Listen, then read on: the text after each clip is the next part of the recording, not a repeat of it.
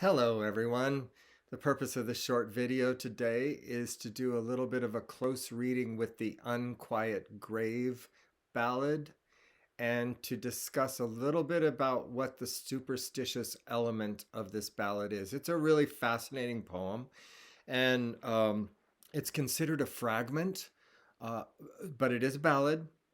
It does have this supernatural element that we've been talking about, and let's get down to it and look at some close line readings.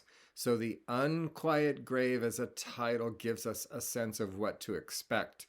The unquietness of the grave is soon to be spoken. In other words, the grave itself, the dead, are, as indicated by this title, going to speak. And I expect that in ballads, which makes this form so interesting to me. The superstitious element, the element of murder that we've talked about also, which is not in this poem, but the superstitious element is the idea of ghosts returning. The wind doth blow today, my love. So the bereft one, the one left behind, is speaking, and a few small drops of rain. I never had but one true love. In cold grave she was lain. I'll do as much for my true love as any young man may.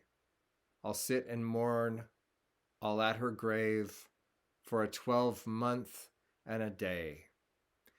Right away, we're in the ballad form. We have accentual lines, the first and third of which are 4 accents, the second and fourth of which are 3, and rhyme. So rain and lane are rhyming, and in the next stanza, May and day are rhyming. Up, grave, speak, sleep. Speak and sleep are a really interesting combination in the third stanza. The 12-month and a day being up. So he is mourning for his 12-month period, and then on the 12th month, 32nd day, the day after the year ends, the poem picks up speed because the dead began to speak. Oh, who sits weeping on my grave, now the dead speaking, and will not let me sleep. 'Tis I, my love, sits on your grave, and will not let you sleep. For I crave one kiss of your clay-cold lips, and that is all I seek. And who among us, humans, cannot relate in some fashion to what's happening here? We don't want to let a loved one who is close to us and who has died, we don't want to let that person go. We want to retain the love.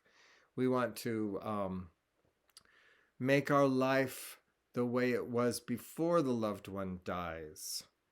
And so we're holding on, and we don't recognize this often, but we're holding on selfishly. And in this poem, we learn from a little bit of research and from what's being said by the ghost here, that selfishness is holding back the dead. And will not let me sleep. 'Tis I, my love, sits on your grave, and will not let you sleep. For I crave one kiss of your clay-cold lips, and that is all I seek. You crave one kiss of my cold clay lips, but my breath smells earthy strong. A line which I am interpreting as the need for the one who has been left behind to dream of fantasy about the kiss of wanting to kiss the one who has passed. That is keeping the one who has passed in an earth plane versus a heavenly plane. So in a Christian sense, it would be that this one wants to be let go so that she can enter the realm of heaven. And in Catholicism, there is a sense of purgatory, and that's kind of what I'm hearing in this poem too. It's the intermediary phase between the earthly plane and the heavenly bliss. In between is purgatory, and what's holding this dead soul in purgatory at this moment? The one who wants to keep her on the earth with him because he misses her so much. So there's a lot going on. It's complex, emotionally, psychologically, really interesting. So the cold clay lips that he wants to kiss are earthly lips. 'Tis down in yonder garden green, love, where we used to walk. The finest flower that e'er was seen, that was seen before, ERE before. The finest flower that e'er was seen is withered to a stalk. The stalk is withered dry, my love. So will our hearts decay. So make yourself content, my love, until you are called away. So there's a real struggle here to let the loved one go. So you crave one kiss of my clay cold lips, but my breath still smells earthy strong. If you have one kiss of my clay cold lips, your time will not be long. Another superstitious element enters, in that if you were to kiss the ghost, then you become a ghost yourself. 'Tis down in yonder garden green. And there, of course, we're in the realm of Edenic thinking, the Adam and Eve story, right? In the garden green, love, where we used to walk, the finest flower that e'er was seen is withered to a stalk, as if the death of this woman has produced an earth state in which things will not grow. The stalk is withered dry, my love, so will our hearts decay. So make yourself content, my love, until you are called away. Let me be. Leave me alone. Let me go on into paradise. And why wouldn't you want me to go on to paradise if you love me? Because that is the heavenly state of existence after our finite life of suffering is over. Now, something that's really interesting, and I love these, I've brought up Francis James Child in a little bit of lecture material that I gave you about the ballads in general. He's the American from Harvard who is collecting many ballads from the entire world in the late 19th century and putting them into 5 volumes that were produced in the 1880s. And this is volume 5. And the Unquiet Grave is here. And I just like to give some information that hopefully will expand even further the interest of this poem. So number 1, quote, even such as it is, however, this fragment has a character of its own. This is Child's writing about the poem.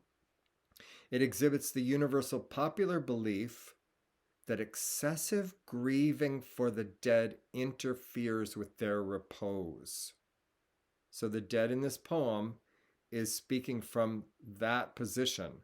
You, my love, my former, my earthly love, are interfering with my repose, my death state, my ability to enter heaven.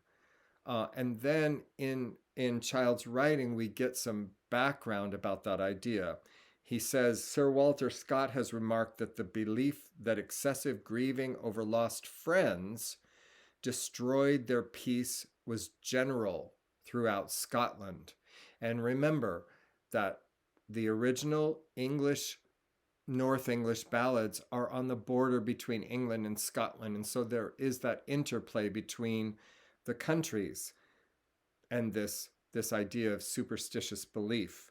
And an example of that is that a dead boy appears to his mother and begs her to cease weeping, for her tears fall upon his shirt and wet it so that he cannot sleep, which we can take metaphorically. In other words, the tears that the mother in this other poem are weeping for the dead child are preventing him from entering the kingdom of heaven because the tears themselves are weighing down his clothing. Interesting. So there's a physical dimension going on here. And then to just widen this out a little bit further, in other cultures we find this too. In Indian culture, the incessant tears of kinfolk burn the dead, so it is said. And another representation is that the dead have to swallow the rheum and tears of their mourning relations, and therefore weeping must be abstained from. Instead of weeping, it is said we should joyously welcome the person's exit from the earthly suffering that she or he has endured. So, how interesting to think about this idea that we are withholding our suffering for the dead because we are preventing them from moving on if we don't. That's another dimension to the ballad that I wanted to bring out in this short video. Talk to you soon.